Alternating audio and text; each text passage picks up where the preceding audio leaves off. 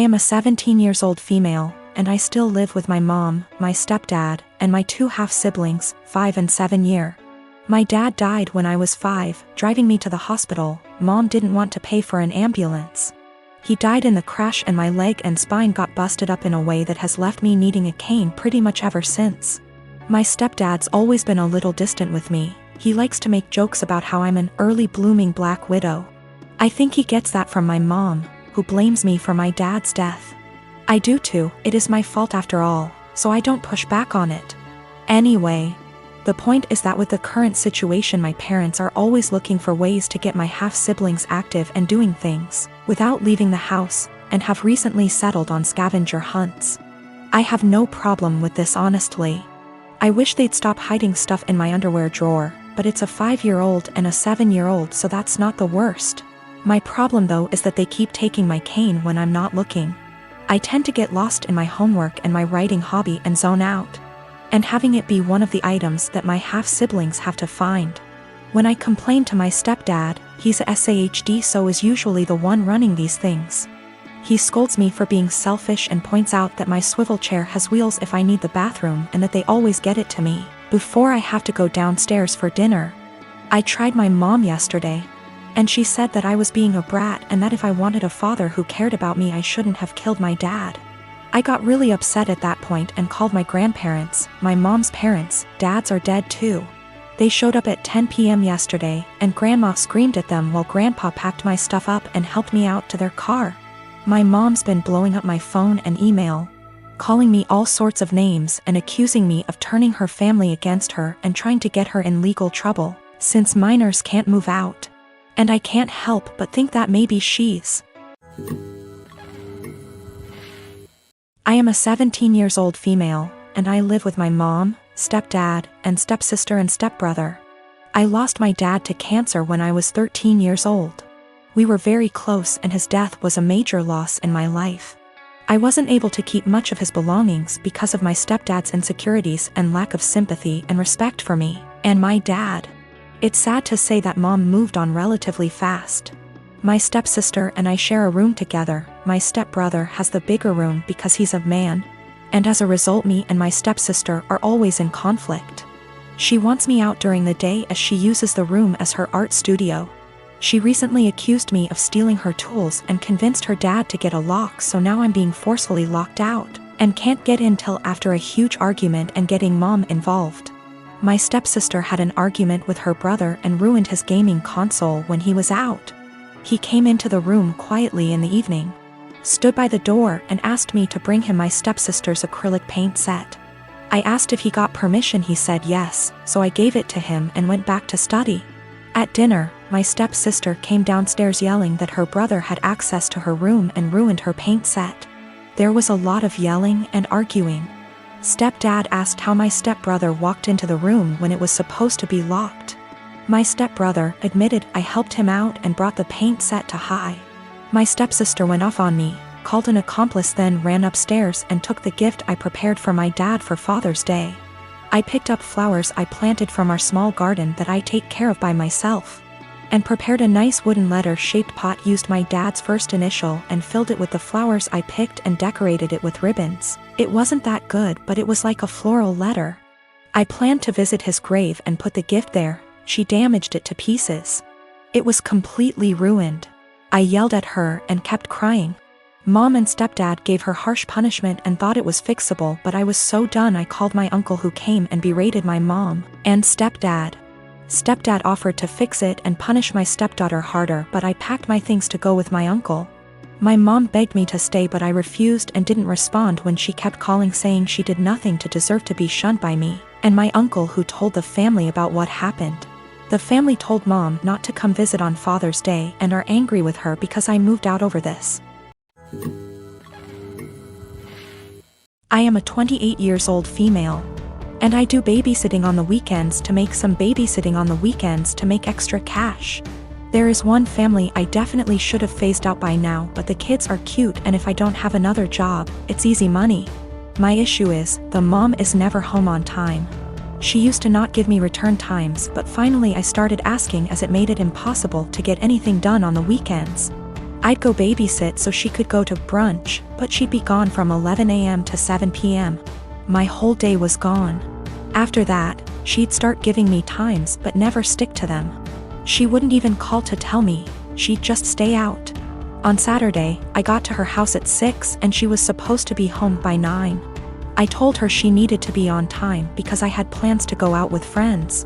I was even getting ready at their house after I put the kids to bed. She promised. Of course, 9 o'clock rolls around and she's not home. I call her, no response.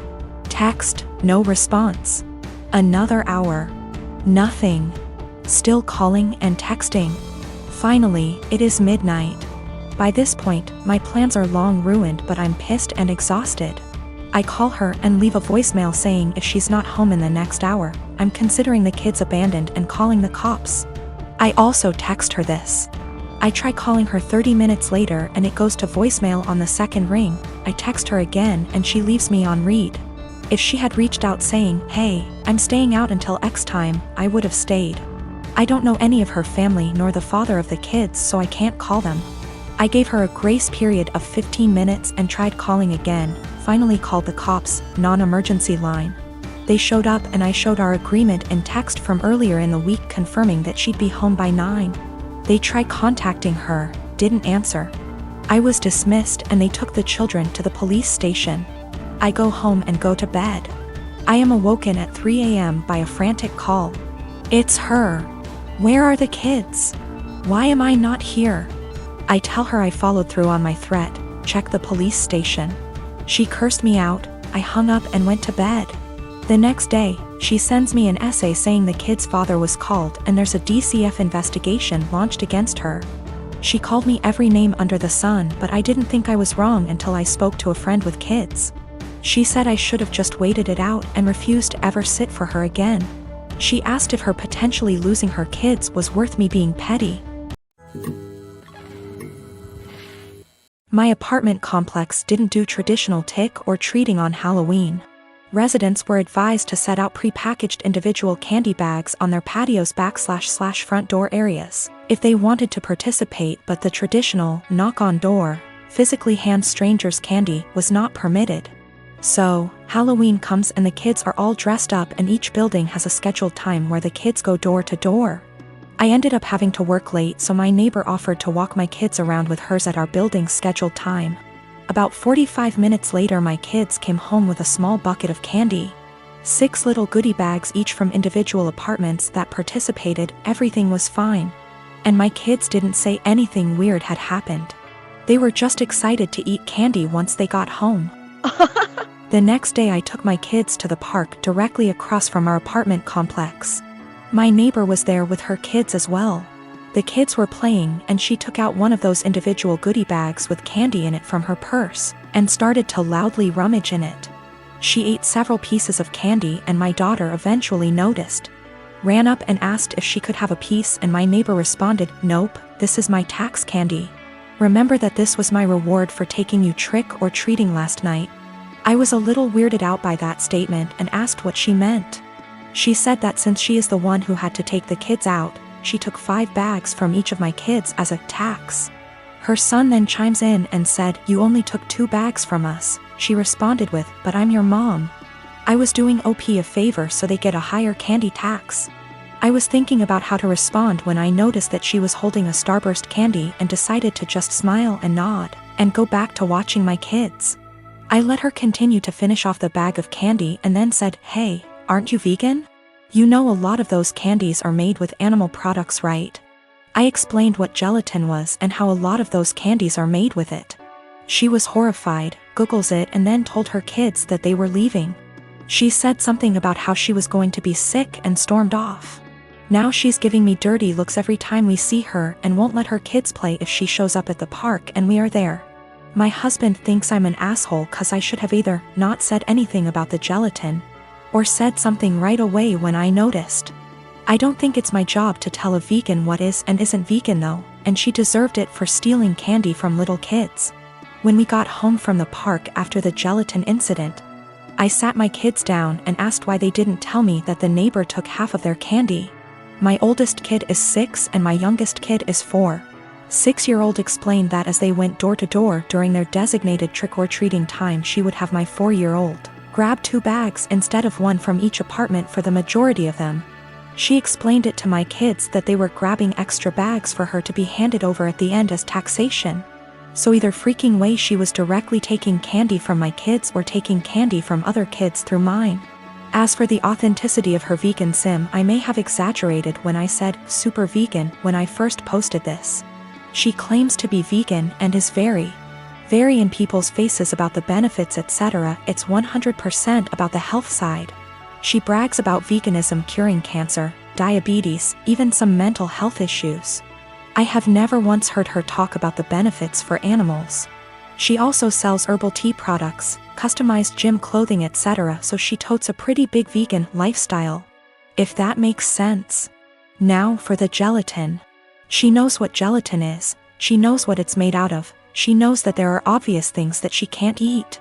But she had no idea that a lot of candy specifically had gelatin apparently. When I told her that they had gelatin in it, she knew what gelatin was but Googled the candies to see if I was correct. I think she is either really dumb or she eats non-vegan stuff all the time when no one's watching, and had to pretend to be horrified about it at this point. 'Cause a lot of you guys have pointed out that you literally can't be vegan and not know these things. I'm not vegan, I'm not even freaking vegetarian, and I know these things.